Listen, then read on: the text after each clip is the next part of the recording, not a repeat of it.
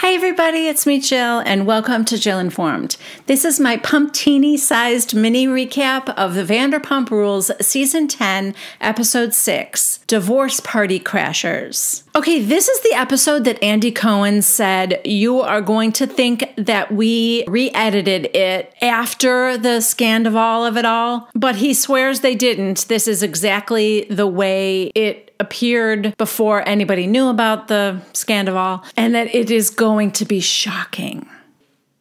I don't think anything's going to be shocking at this point. I mean, come on. We're all examining every episode like we're poring over the Zapruder film. Is that Tom Sandoval and Raquel behind a grassy knoll? I'm pretty sure by the end of season 10, we're all going to be ready to work for the FBI. Our skills are going to be so honed.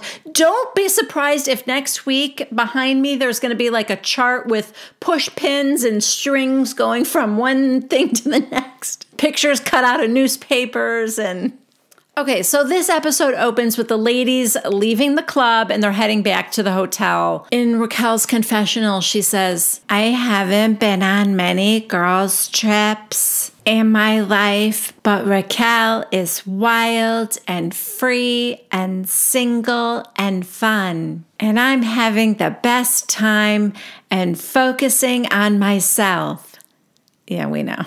So Lala, Christina Kelly, and Katie are all in Lala's bed, and Raquel is microwaving leftovers from earlier that evening. She's pretty drunk. The only other person who's like tipsy is Katie, because the other two aren't drinking. Lala is sober, and Christina Kelly, what we know now that we did not know at the time, is pregnant. According to my daughter who listens to all the podcasts and stuff, Christina had said that she didn't tell anybody, Katie, nobody at that time that she was pregnant. I think for this girls' trip, she said she was on antibiotics or something. That's why she wasn't drinking. I'm not sure. But as one of you pointed out, you noticed that she wasn't drinking. You also noticed earlier at, I think it was the Daily Mail party at Schwartz and Sandy's, that she had turned away the sushi, the raw fish. So, yeah, I mean, there are signs now that we're looking back at it. But, yeah. So one of them said, do you think Raquel made out with Oliver? And Lala said, well, I don't know. But, I mean, all signs were pointing in that direction. Lala's like, I'm pretty sure she did. Katie, oh, well, Mrs. I'm going to make out with your man. Welcome to my world, she says to Lala. And Lala goes, oh, I mean, no. Like, your thing was deep. Katie's like, I'm just drawing a lot of comparisons. And Lala agreed. Yeah, I mean, there's some comparisons there. So now Raquel comes back. She has apparently taken everyone's leftovers, put them all in one thing, and then microwaved the whole thing for herself. Christina's like, did you even microwave the bread? Raquel goes, yeah, if it wasn't aluminum, because Katie told me I shouldn't put aluminum in the microwave, so I didn't. She's just like a little baby bird that just hatched and has to learn about the world. So anyway, they ask her about Oliver, and she tells them that, yes, she did make out with him. And Katie's like, Lala was supposed to be kissing him. Why are you like this? And Raquel goes, oh, are you serious? And Lala goes, no, I gave her the okay. Even though the general consensus seems to be that everyone knew Lala was interested in him first. They all seem to think, really, that Raquel is only interested in your man if you're interested in your man. Anyway, Lala's like, yeah, I punted him to you, but I will say, you drinking, I would never trust you around my man. Never. Raquel, after like a long pause, I don't know if she's thinking about what she's going to say. I don't know if she just briefly fell asleep, but she finally says, I mean, like, thank God you don't have a man to like fucking be around. Lala's like, she looks at the others. Katie and Christina are like, oh my God, Raquel. Lala shuts it down right away. She's like, it's 3 o'clock in the morning. You're drunk. I'm shutting this down before fists start flying. In her confessional, Lala said, if Raquel was not wasted right now, I'd put that bitch right back in her grave. Back in her grave? What does that mean? Was she in a grave? Got out? Now she'd put her right back in? Is she a vampire? So Katie decides she's going to sleep in Lala's room, but she was sleeping in the same room with Raquel. And she's like, oh, my stuff is in there. And Christina Kelly goes, I'll go get it. When she gets into Raquel's room, Raquel's like, you can sleep in here with me, Christina. And she's like, she's just getting something for Katie.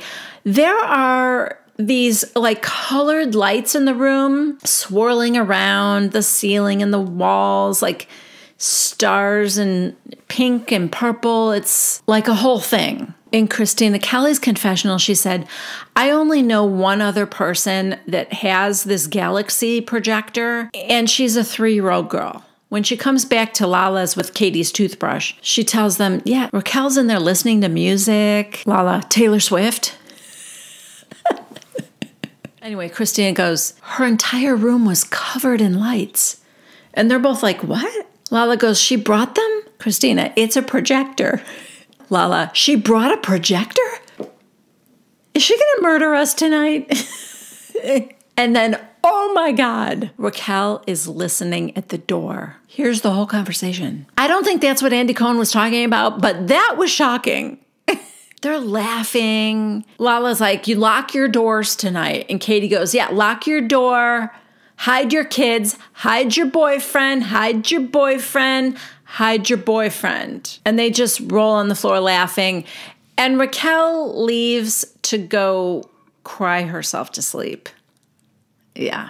It's mean girly, but you know what? This is the issue with reality TV. They would never have invited Raquel on this trip. If Katie really wanted a girls' trip to get over the divorce and stuff, she would have invited Stassi, Kristen, Christina, maybe Lala. They seem to be getting along well. And probably some other friends who aren't on the show.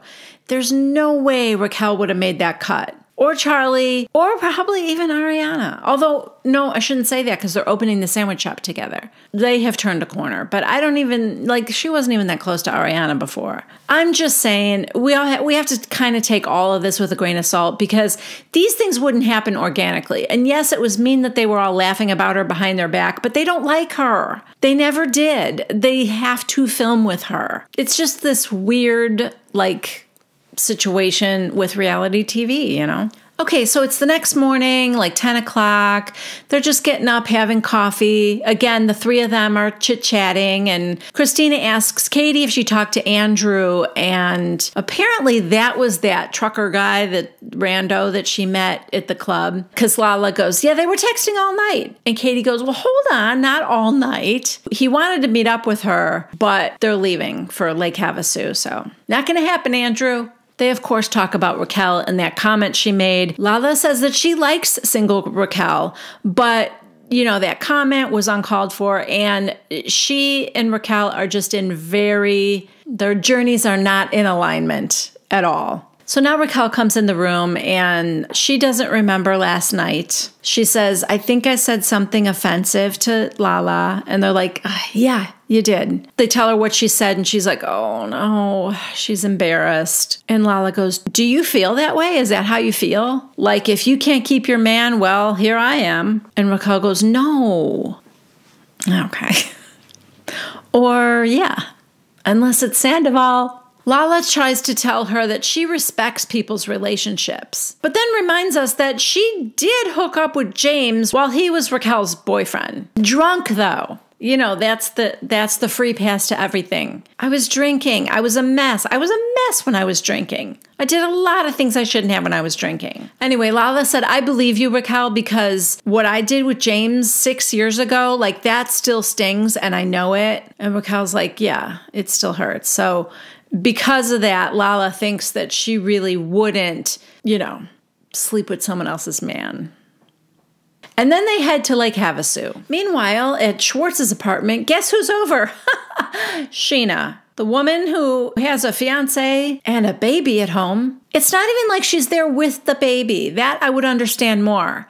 Hey, I got nothing to do all day. I'm going to bring little Summer Moon over to hang out. No, just Scheana. And she has arranged for this, I don't know, I guess a stylist to come over and redo Schwartz's closet and get him in a new wardrobe. Scheana has taken it upon herself to single-handedly get Schwartz's mojo back. So she's like, we should have a divorce party for you. Katie's on her divorce trip. And Schwartz goes, no, it's a girl's trip, not divorce. And she's like, yeah, it's a divorce trip. And I'm going to throw you a divorce party for all the guys. But because I am planning it, I will also attend.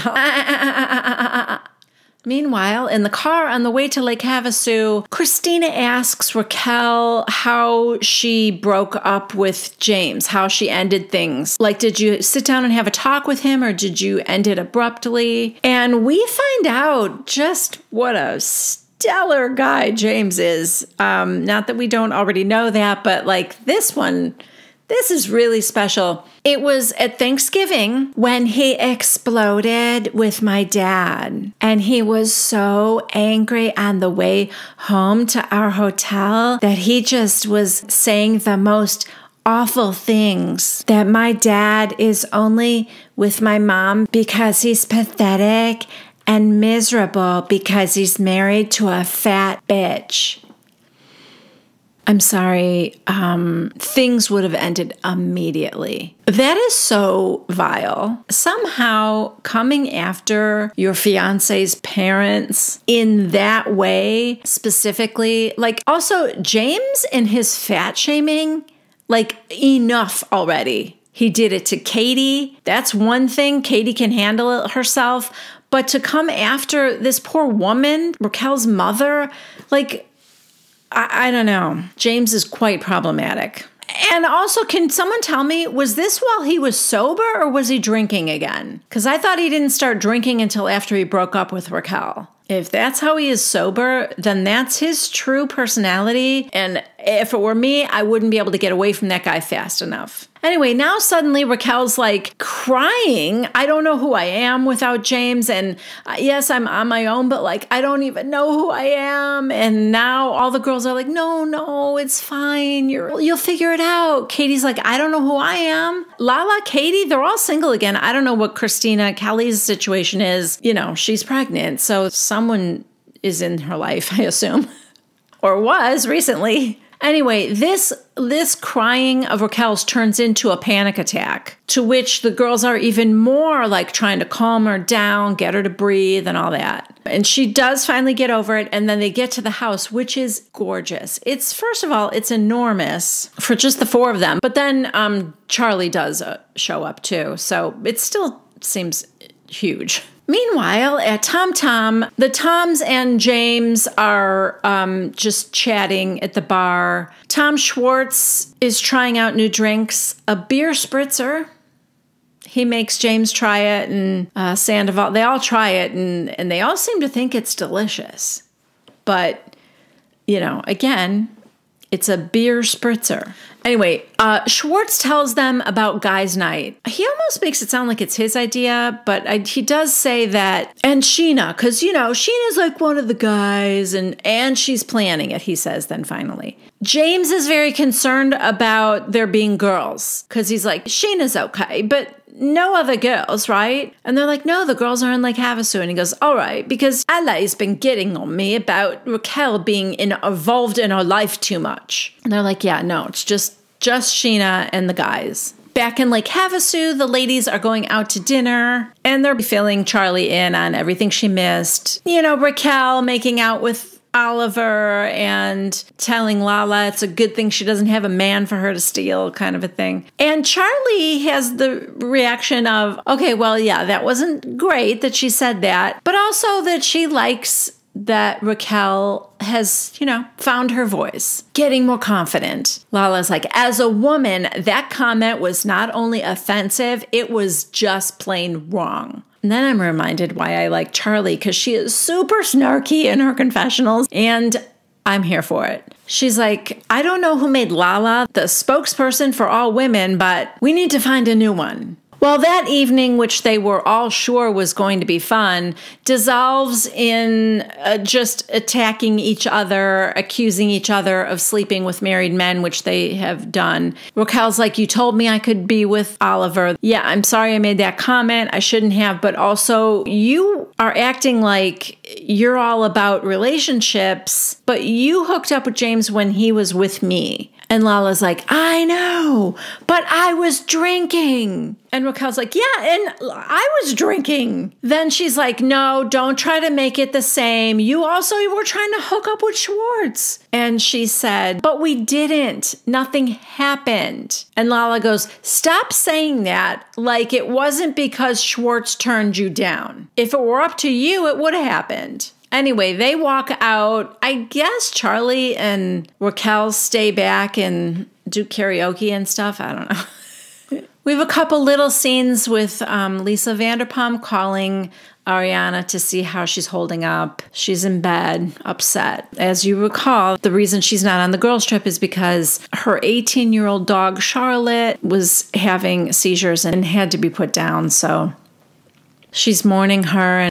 We also have a little scene of Scheana. I don't think this is what Andy Cohen meant by it was a shocking episode, but Scheana was in a scene with her baby.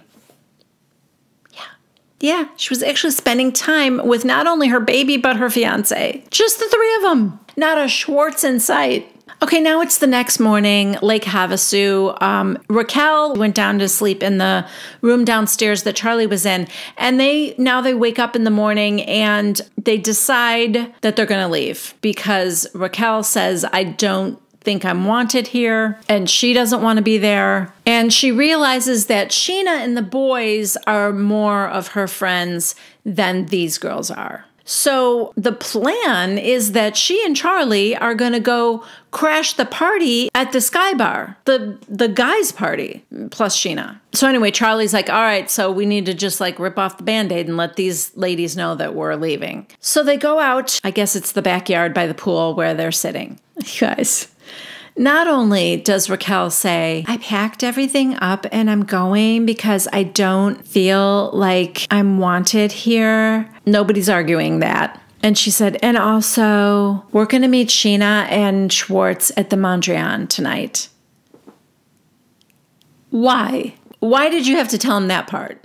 I mean, I guess it doesn't matter. It's not like they weren't going to find out anyway, but I don't know. Christina's like, well, you know, that tracks. And Charli goes, why did you say that? I forgot. Charli does not like Christina Kelly either. She's been very snarky about her in her confessionals too. She's like, I just met her, but I know she worked at SUR and now she like has her own lip balm or something like that. So she's like, why would you say that? And they said, well, because she was trying to make out with Schwartz, blah, blah, blah. And they're like, that's not what this is. And you know it. That's not what this is about. Raquel's like, I know you're mad at me. I'm sorry that Oliver wanted me and not you. And Lala goes, it's not about Oliver's because last night you called me a mistress. And that's a trigger point for Lala. So right when they're inside like the sliding doors, they can hear Charli saying something about Christina Kelly with her, something about her dry hair and her lip balm.